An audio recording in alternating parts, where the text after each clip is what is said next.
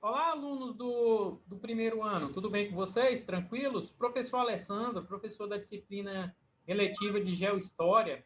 Vamos dar continuidade nas nossas aulas online aí, pessoal. Olha só, a gente vai falar hoje sobre o período imperial, né? Semana passada a gente falou, nas aulas passadas online, nós falamos a respeito da vinda da família real. E agora o período imperial garante, né, ou configura a presença definitiva da família real aqui no Brasil, né? O período aí de 1822 a 1889, quando a partir de 1889 vai ser proclamada a República, né, no território brasileiro, ok?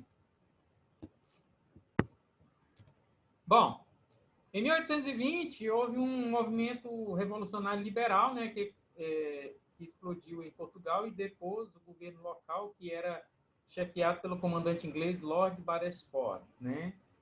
Então, houve o processo de invasão francesa dentro do território português. Depois, a França retornou para os domínios ingleses, né? E houve esse motim, né? Liberal, né? Contra a presença desse Lorde inglês lá em Portugal.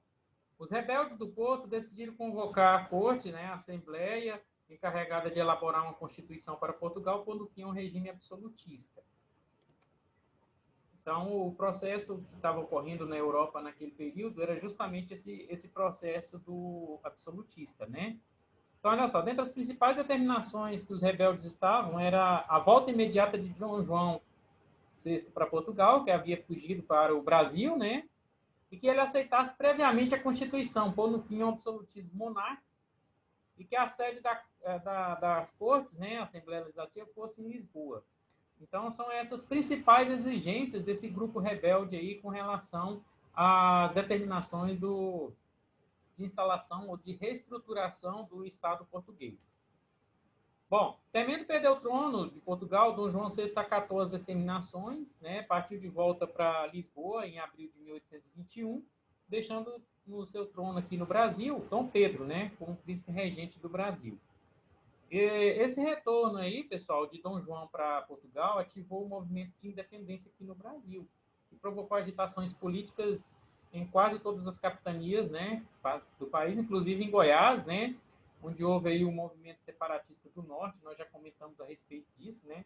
Esse movimento ele se viu justamente como um indício, né, desse processo de independência do país.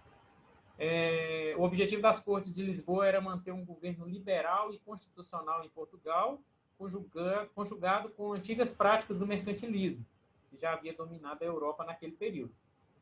Na realidade, era o seguinte: eles queriam recolonizar o Brasil e revogar o Estatuto do Reino Unido, transformando o Brasil de volta em colônia de exploração, para solucionar suas dificuldades econômicas, medidas que, obviamente, seriam combatidas pelas elites econômicas e políticas brasileiras, né? Os brasileiros aqui, já natos, né, nascidos aqui, não iriam aceitar esse tipo de proposta.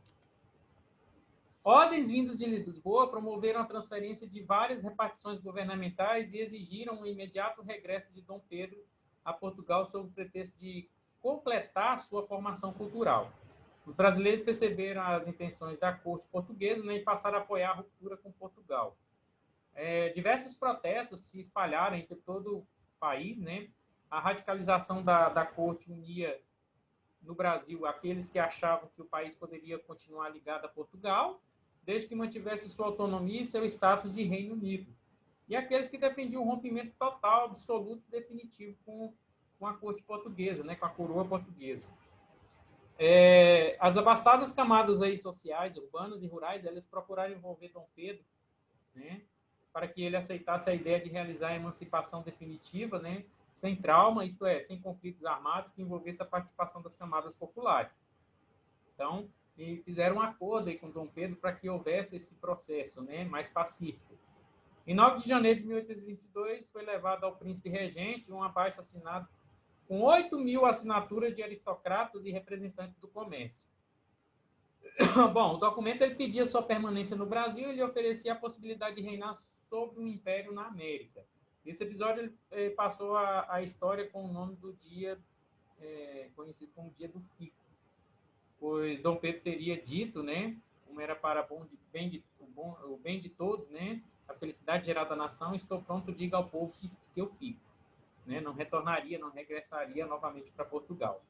A decisão de ficar no Brasil, contrariando as decisões das cortes, provocou a reação das tropas portuguesas aqui, comandada pelo tenente-coronel Jorge de Avilés. Né? Na mobilização do povo contra as tropas de Avilés, destacou-se o Clube de Resistência, recém-criado no Rio de Janeiro. Jorge de Avilés e seus comandos foram expulsos do Brasil em fevereiro de 1822. Como reação ao fico, os ministros portugueses no Brasil pediram demissão. Dom Pedro formou, então, um novo ministério, na qual se destacou José Bonifácio pela sua ação em prol da independência do Brasil. Né? O novo ministério ele simbolizava a liderança da aristocracia e os gostos também da aristocracia, né? Dele saíram algumas determinações que encaminhavam o Brasil para a afirmação de sua independência. Em maio de 1822, foi decretado que nenhuma lei vinda de Portugal seria aceita pelo Brasil sem a participação ou sem a aceitação cúmplice do príncipe regente, né? No mesmo mês, Dom Pedro recebeu da maçonaria a Câmara do Rio de Janeiro o título de protetor e defensor perpétuo do Brasil. Tá?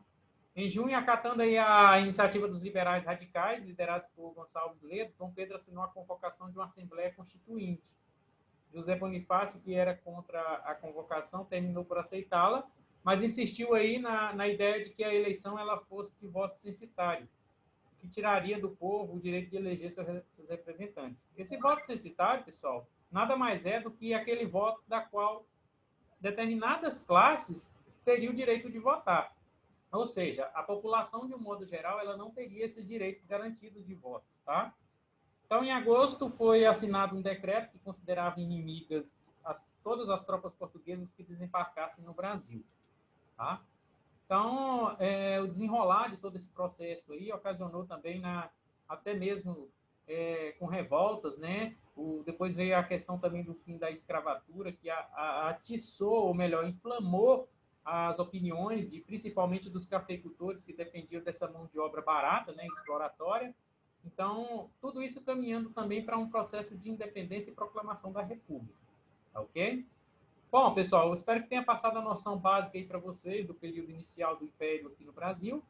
Obrigado a todos pela atenção e pela participação. Estamos aí conectados contra o Covid-19, tá? Lembrando que essa e as demais aulas, elas estão disponíveis para vocês no meu canal Geo Cerrado.